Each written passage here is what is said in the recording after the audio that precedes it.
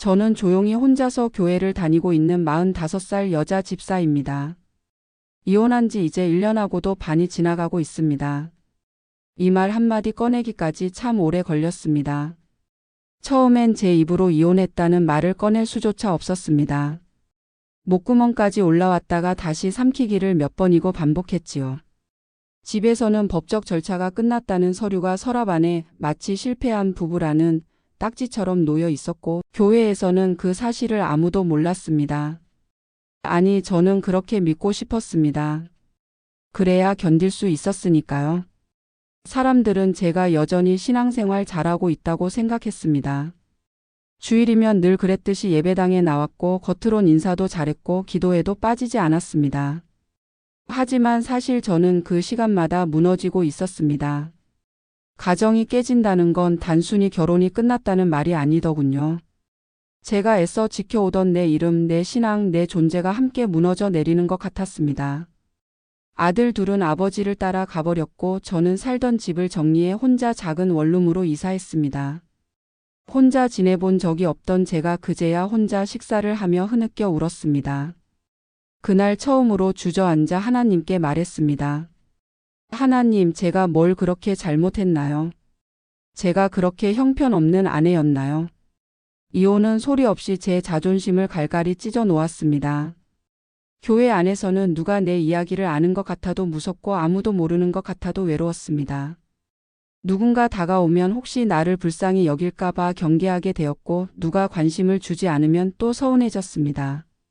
사람도 피하고 목사님의 시선도 피했습니다. 누군가 집사님 요즘 얼굴이 안 좋아요 하고 말을 건네면 저는 요즘 일이 좀 많아서요라고 웃으며 넘겼습니다. 그 말이 끝나기 무섭게 복도로 나와 화장실 거울을 보며 제 얼굴을 확인했습니다. 제 눈동자에는 생기가 없었습니다. 그 무렵 저는 예배 때마다 늘 같은 자리에 앉았습니다. 본당 제일 뒤편 기둥 옆에 있는 자리가 제 자리가 되었습니다. 사람들이 거의 눈에 띄지 않는 구석이었고 저는 그 자리에 앉아 매주 조용히 울었습니다. 설교가 시작되기도 전에 눈물이 나왔고 찬양이 울리면 가슴이 저며왔습니다. 하나님은 왜 이런 일을 허락하셨을까? 제가 기도했던 시간들은 다 뭐였을까? 제게 남은 건 뭘까? 그 질문들이 마음속을 돌아다니다 보면 어느새 예배가 끝나 있곤 했습니다.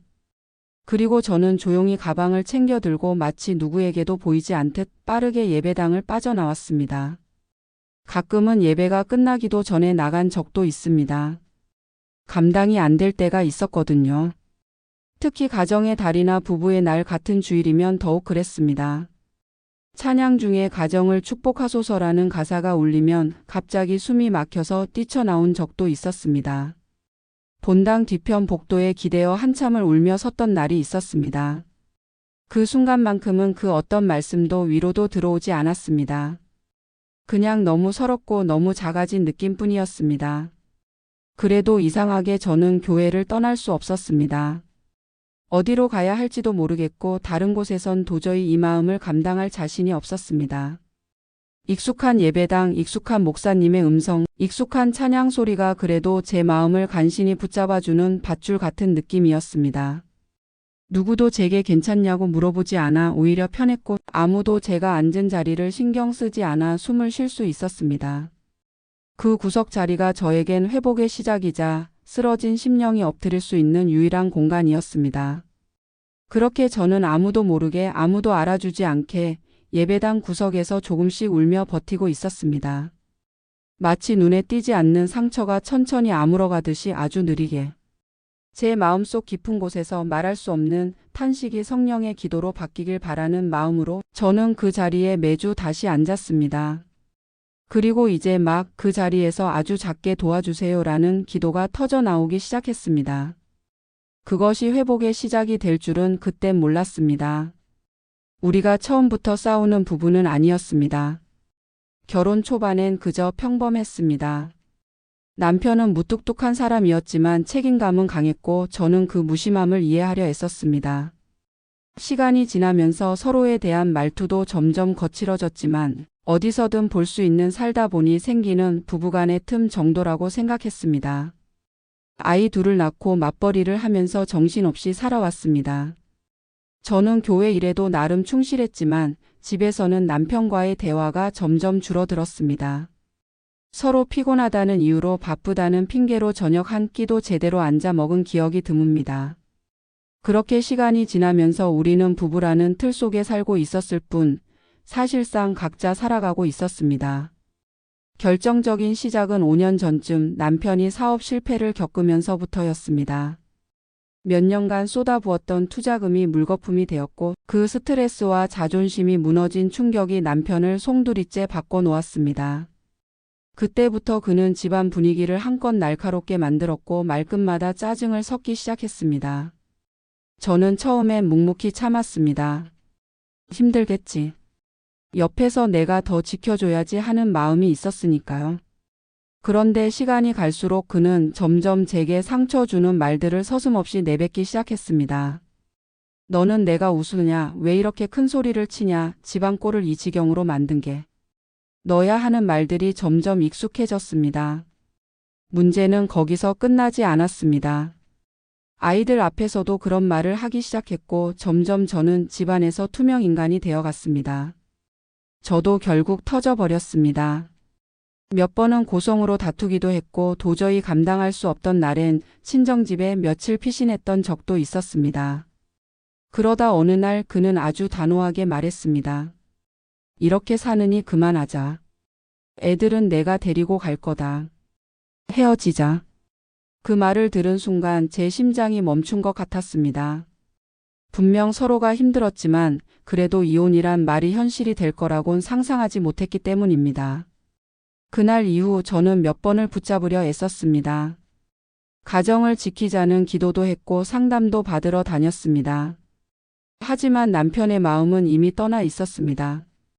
결국 저는 몇 달 뒤 이혼 서류에 도장을 찍게 되었습니다. 교회에서는 이 모든 상황을 혼자 감추고 있어야 했습니다. 누구에게 털어놓는 순간 제 모든 자존감이 바닥에 떨어질 것만 같았습니다. 가장 괴로웠던 건 주일 예배 후 복도에서 웃으며 인사하던 누군가가 말하던 집사님 잘 지내시죠? 라는 말이었습니다. 그 말에 억지 웃음을 지은 채 고개를 끄덕였지만 심장이 덜컥 내려앉는 느낌이었습니다. 그날 집에 돌아와 씻지도 못한 채 소파에 쓰러져 울었던 기억은 아직도 생생합니다. 이혼하고 나서 처음 교회를 다시 나간 날 저는 예배가 시작되기 전부터 가슴이 쿵쿵 뛰었습니다. 누가 내 얼굴을 알아보면 어쩌나 누가 물어보면 뭐라고 말해야 하나 온몸이 굳는 것 같았습니다. 결국 예배당 가장 구석 기둥 뒤에 숨어 앉았습니다. 설교 말씀이 귀에 들어오지 않았고 찬양이 시작되자 감정이 폭발해 눈물이 멈추질 않았습니다. 하나님, 저 이대로 괜찮은 건가요? 저는 실패자인데 집사라는 이름을 붙이고 있어도 되나요? 그런 기도가 속으로 터져 나왔습니다. 사람들의 시선이 두려웠고 공동체 안에서 나 혼자 떨어져 있는 느낌이었습니다. 사람들은 제가 잠깐 힘든 시기를 보내고 있는 줄로만 알았습니다. 하지만 저는 진심으로 무너져 있었고 신앙마저 놓고 싶을 만큼 낭떠러지 끝에 서 있었습니다. 그 모든 감정과 상처를 품은 채 저는 그 구석 자리에서 다시 예배를 드리기 시작했습니다. 아직도 회복 중이라고 말하기도 어렵지만 그 자리에 앉아 울 수 있었던 것, 그리고 그 울음을 주님이 받아주신다는 믿음이 제게 다시 살아갈 이유가 되어주고 있었습니다. 이혼이라는 실패 뒤에 저는 조금씩 새로운 믿음의 눈을 뜨게 되었습니다. 그때부터 조금씩 아주 천천히 복음이 제 삶에 다시 스며들기 시작했습니다. 이혼 이후 예배당 구석에 앉아 드리는 예배는 예전과는 전혀 다른 예배였습니다. 몸은 예배당 안에 있었지만 마음은 여전히 바닥에서 헤매고 있었습니다. 찬양을 따라 부르려다 목이 메었고 말씀을 듣다가도 저 말씀은 나 같은 사람에겐 해당되지 않겠지 하고 선을 그었습니다. 하나님을 믿지 않은 건 아니었지만 하나님이 나를 다시 쓰시거나 회복시키실 거라는 기대는 쉽게 품을 수 없었습니다. 믿음이 아니라 생존처럼 교회에 나오는 것이 하루를 버티는 루틴이 되어버렸습니다.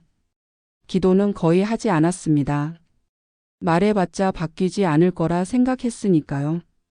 그런 저를 조금씩 다시 깨운 것은 신기하게도 말씀이 아니라 사람들의 무심한 말 한마디였습니다. 어떤 날은 본당 복도를 지나가다가 평소에 인사만 나누던 권사님이 이렇게 말하셨습니다. 요즘은 자주 뵙네요. 예전보다 얼굴빛이 좋아지셨어요. 저는 그런가요? 하고 웃어 넘겼지만 그 말이 하루 종일 머릿속에 맴돌았습니다. 그렇게 조금씩 공동체가 제게 다가왔고 저도 조금씩 안으로 들어가게 되었습니다. 물론 늘 조심스러웠습니다. 누군가가 내 과거를 너무 자세히 아는 것도 너무 쉽게 위로하려 드는 것도 부담스러웠습니다. 그런 점에서 말없이 묵묵히 옆자리에 앉아 함께 예배만 드리는 이들이 저에겐 더 큰 위로가 되었습니다. 함께 있는 것이 말보다 위로가 될 수 있다는 걸 저는 그제야 알게 되었습니다. 그러던 중 주일 예배 후 한 자매가 저에게 슬쩍 다가와 말했습니다. 집사님, 혹시 토요 큐티 모임 한번 같이 나가 보실래요? 저도 작년에 한참 힘들었을 때 그 모임이 좀 도움이 됐어요. 저는 그 순간 얼떨떨했지만 어쩐지 거절할 힘도 없었습니다. 그렇게 무심결에 네 하고 대답했고 그 다음 주 토요일 아침 저는 생전 처음으로 모르는 사람들과 함께 앉아 말씀을 펴게 되었습니다. 그날 묵상 본문은 시편 34편이었습니다. 여호와는 마음이 상한 자를 가까이 하시고 충심으로 통회하는 자를 구원하시는도다. 그 구절을 읽는 순간 숨이 멎는 것 같았습니다. 내가 바로 그 마음 상한 자였고 그 충심으로 통회하던 사람이었으니까요. 눈물이 흘렀습니다. 조용히 고개를 숙였지만 테이블 위 제 성경책에 눈물이 떨어졌습니다. 아무도 말하지 않았지만 그 자리에 있던 사람들 중 몇 명은 제 등을 가볍게 토닥였습니다. 그날 이후 저는 매주 토요일 아침이면 말씀과 함께 눈을 뜨게 되었습니다. 하지만 회복의 길이 항상 부드럽고 따뜻했던 것만은 아니었습니다. 예배를 드리다 보면 여전히 부부가 함께 앉아 예배 드리는 모습을 볼 때면 괜히 마음이 무너졌고 어떤 설교 말씀은 날카롭게 제 과거를 찔러오는 것 같아 일부러 귀를 닫은 적도 있었습니다. 어떤 날은 목사님이 가정을 세우는 자가 복이 있다는 설교를 하셨는데 그날은 예배 후 곧장 집으로 가서 이불 속에 숨어버렸습니다. 그 말씀이 틀린 것이 아니었지만 나는 이미 그 복을 이룰 자격이 없다는 생각이 제 마음을 무겁게 짓눌렀습니다. 하지만 그런 순간에도 제 안에서 한 가지가 자라나고 있었습니다. 내가 깨어졌어도 하나님은 버리지 않으셨구나라는 깨달음이었습니다. 복음이란 완벽한 사람을 위한 소식이 아니라 깨어진 사람을 다시 붙드는 소식이라는 걸 저는 이제 조금씩 믿게 되었습니다. 그리고 그 진리가 저를 다시 일으켜 세우고 있었습니다. 이제는 예배당 구석 그 자리가 더 이상 숨어 있는 공간이 아니라 다시 살아나는 자리로 바뀌어가고 있습니다. 여전히 남들 앞에서 모든 걸 털어놓을 수는 없지만 적어도 하나님 앞에서는 더 이상 숨고 싶지 않았습니다. 제 상처를 덮으려 애쓰지 않고 오히려 그 상처를 하나님께 드리는 것이 회복의 시작이라는 걸 알게 되었기 때문입니다. 그렇게 제 인생은 아주 느리게 그러나 분명히 복음 위에 다시 세워지고 있었습니다. 이혼 후 1년 반 그 시간은 너무도 느리게 흘러갔습니다. 하지만 지금 돌아보면 그 느림 안에 하나님의 손길이 분명히 있었습니다. 무너진 가정, 부서진 자존감, 외면당한 기도 그리고 다시 마주한 복음. 저는 그 모든 것을 예배당 구석 그 자리에서 겪었습니다. 처음 그 자리에 앉을 땐 사람들의 시선이 무서워 숨어 있었고 하나님조차 저를 외면하신 것 같아 고개를 들지 못했습니다. 그런데 지금 그 자리는 저를 살려낸 자리, 다시 시작하게 만든 자리로 기억됩니다. 요즘도 저는 여전히 같은 자리에 앉습니다. 누가 보기에 그 자리는 뒷자리에 불과하겠지만 저에겐 회복의 시작점이자 하나님의 응답이 시작된 자리입니다. 이제는 찬양도 입을 벌려 크게 따라 부릅니다. 처음엔 소리 없이 따라만 하다가 지금은 가끔 제 마음에 꽂히는 구절이 나오면 눈을 감고 조용히 읊조리기도 합니다. 주의 은혜라 내가 여기까지 온 것은. 그 고백이 제 삶을 가장 잘 설명해주는 말이 되었습니다. 얼마 전 목사님께서 예배 후 제게 다가오셔서 이렇게 말씀하셨습니다. 집사님, 요즘 표정이 참 편안해지셨어요. 눈빛이 달라지셨어요. 저는 그 말을 듣고 아무 말 없이 웃었습니다. 예전 같았으면 그런 척하는 거예요 라며 스스로를 깎아내렸겠지만 지금은 그 말이 거짓이 아니라는 걸 알 수 있었습니다. 내 안에 하나님이 계시고 내가 다시 살아가고 있다는 증거가 나도 모르게 드러나고 있다는 걸 그 말씀을 통해 확인받은 기분이었습니다. 아이들과의 관계도 조금씩 회복되고 있습니다. 큰 아이와 둘째는 한 달에 한두 번 전화와 문자를 보내옵니다. 지난주엔 어버이날이라며 카네이션 사진과 함께 짧은 메시지를 보내왔는데 그 몇 줄의 글에 저는 밤새 잠을 이루지 못했습니다. 그렇게 작고 느리게 하나님은 잃어버린 관계도 회복시키고 계셨습니다. 물론 아직은 기도 제목이고 아직은 기다림입니다. 하지만 이젠 예전처럼 조급하거나 조바심 내지 않습니다. 하나님께서 이끄시는 속도를 이제는 조금은 이해할 수 있기 때문입니다. 토요 큐티 모임은 여전히 나가고 있습니다. 처음엔 말 한마디도 못하던 제가 이제는 짧게나마 말씀을 나누고 때로는 제 이야기를 고백하기도 합니다. 어느 날은 모임에서 한 자매가 제게 조용히 털어놓았습니다. 사실 저도 이혼을 고민하고 있어요. 집사님이 이렇게 버티고 계신 걸 보면서 저에게도 많은 도움이 되었어요. 그 말을 들으며 저는 처음으로 제 실패가 누군가에게 위로가 될 수 있다는 걸 알았습니다. 하나님은 내 무너진 과거조차도 누군가의 회복의 재료로 쓰실 수 있는 분이셨습니다. 그걸 몸으로 체험하고 나니 더 이상 실패가 부끄럽지 않았습니다. 가끔 혼자 집에 있을 때면 거실 소파에 앉아 조용히 기도합니다. 기도 제목은 단순합니다. 하나님, 오늘 하루도 감사하게 해주세요. 내일도 이 은혜 안에서 살게 해주세요. 그런 기도를 마치고 나면 마음이 고요해지고 다시 살아갈 힘이 납니다. 예전엔 결과를 위해 기도했다면 이제는 오늘을 위해 기도합니다. 예전엔 기도하며 울었지만 지금은 기도하며 웃을 수 있게 되었습니다. 이제 저는 압니다. 복음은 잘 사는 사람들에게 필요한 것이 아니라 무너진 사람들에게 찾아오는 소식이라는 걸. 나 같은 사람도 내 인생도 하나님의 손에 붙들릴 수 있다는 사실을. 그래서 오늘도 저는 예배당 구석 그 자리에 앉아 하나님께 조용히 고백합니다. 하나님, 오늘도 그 자리에 앉게 해주셔서 감사합니다. 오늘도 숨 쉴 수 있는 은혜 주셔서 감사합니다. 그리고 이 무너진 삶 위에 다시 복음을 세워주셔서 감사합니다. 제 삶이 완벽하게 회복되었느냐고 묻는다면 아니라고 답할 수밖에 없습니다. 여전히 흔들리는 날도 있고 외로운 밤도 있습니다.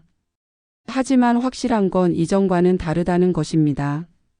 예배당 구석 그 낡은 의자에 앉아 울던 그 시간이 하나님께서 저를 다시 세우시기 위한 가장 깊은 은혜의 시간이었음을 저는 믿습니다. 그리고 이제는 언젠가 제 옆자리에 또 다른 상처 입은 누군가가 앉게 된다면 그에게 조용히 이렇게 말해주고 싶습니다.